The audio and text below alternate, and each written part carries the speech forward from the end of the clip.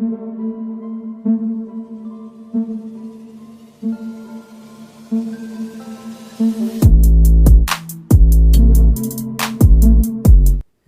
दोस्तों, scary story official में आप सबका स्वागत है।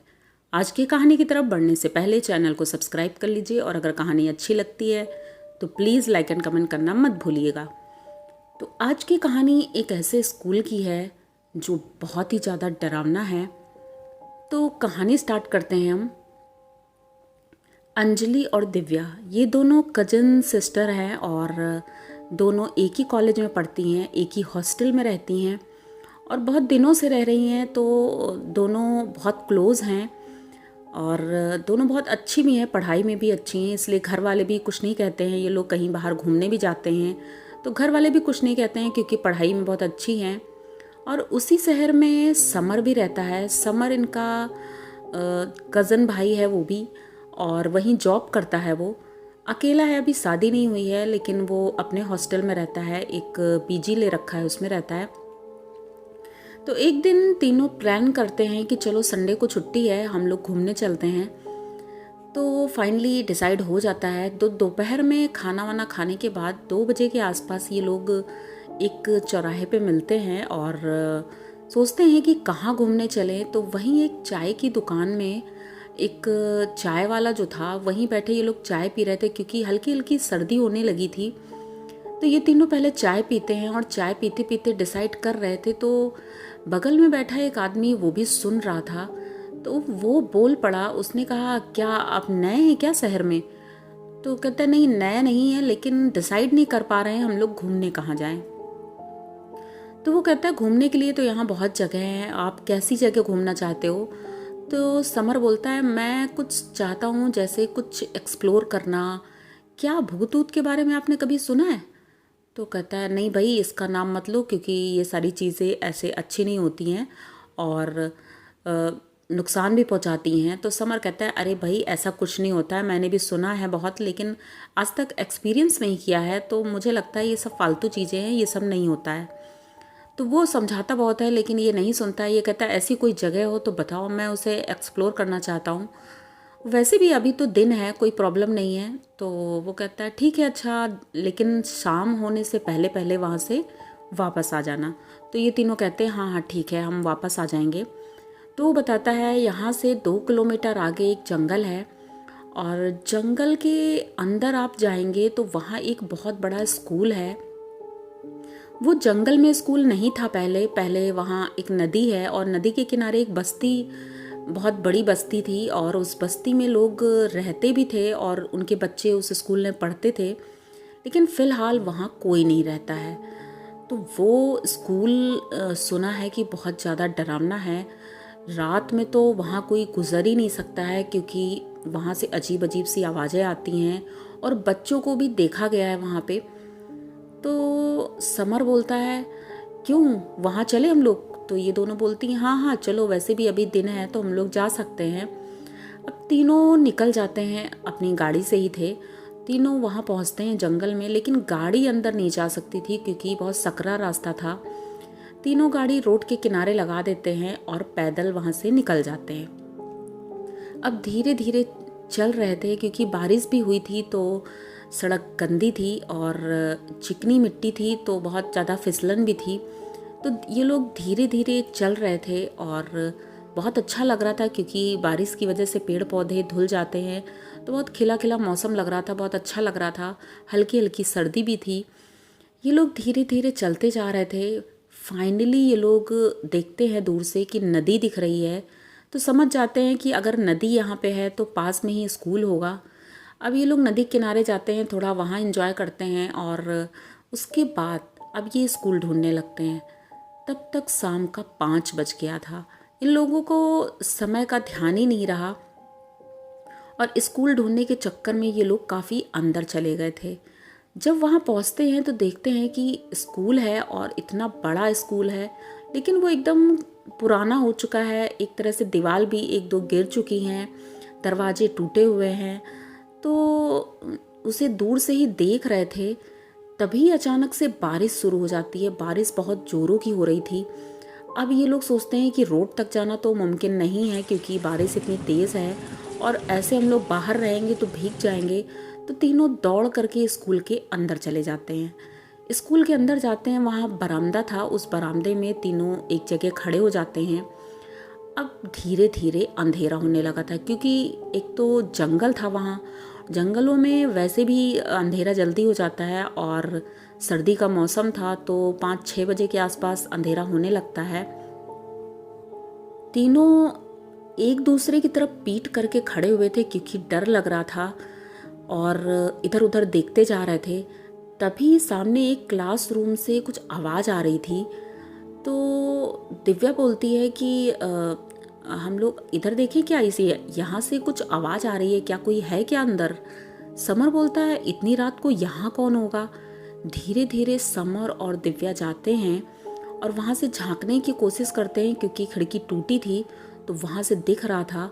जैसे ही ये लोग देखते हैं तो देखते हैं कि जो वहाँ डेस्क पड़ी हुई है उसके ऊपर एक काले रंग की परछाई बैठी है और वो अचानक से इनकी तरफ देखने लगती है।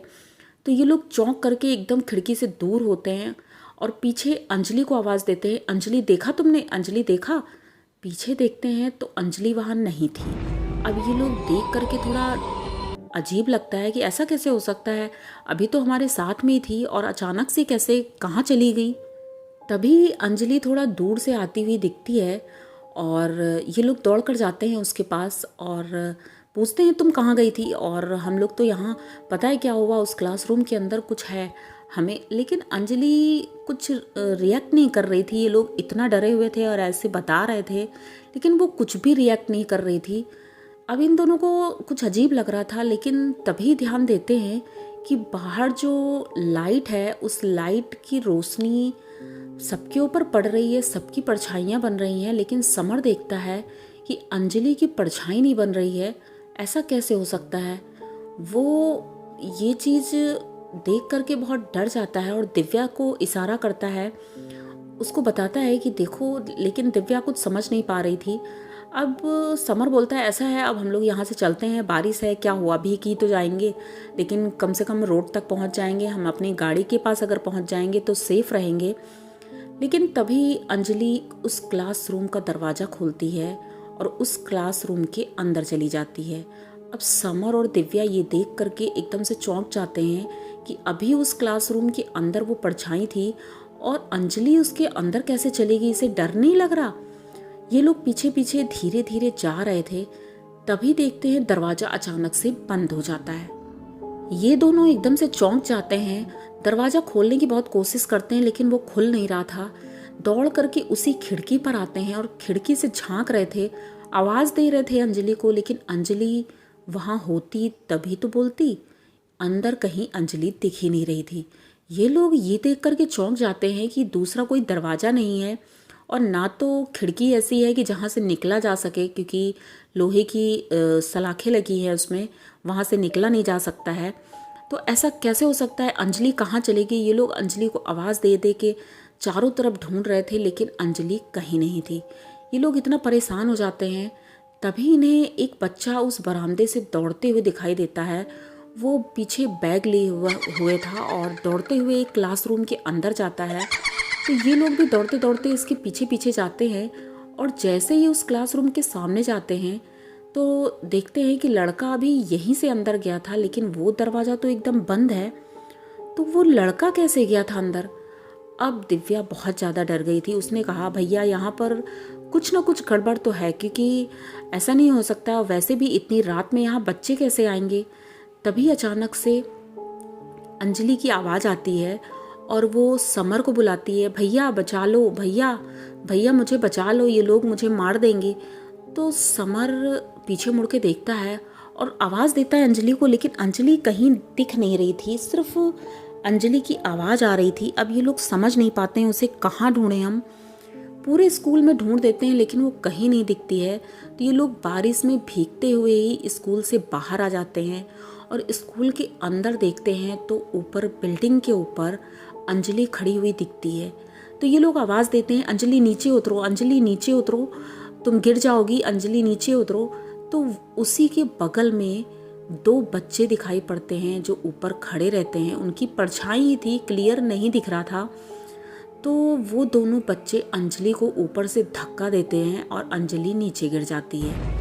और वो बच्चे उसके बाद दिखते नहीं है, दोनों दौड़ कर जाते हैं, अंजलि को उठाते हैं। अंजलि के मुंह से खून निकल रहा था। ये लोग बहुत डर जाते हैं। समर तुरंत उसे उठाता है गोदी में और लेकर भागने लगता है। गाड़ी की तरफ भीगते हुए ये लोग भाग रहे थे। अचानक एक जगह एक पत्थर के पास पैर स्लिप करता है और समर गिर जाता है। समर गिरता है तो अंजलि पता नहीं फिसल कर या हाथ से छूट कर कहाँ चली जाती है। इनको मिलता नहीं है और ये लोग पूरे जंगल में उसे वहाँ ढूंढते रहते हैं, लेकिन अंजलि कहीं नहीं मिलती है। अब ये लोग फाइनली रोड पर पहुँचते हैं और सोचते हैं पुलिस को फ़ोन करेंगे तो पुलिस आकर हो सकता है हमारी हेल्प कर देगी, तो अंजलि मिल जाएगी।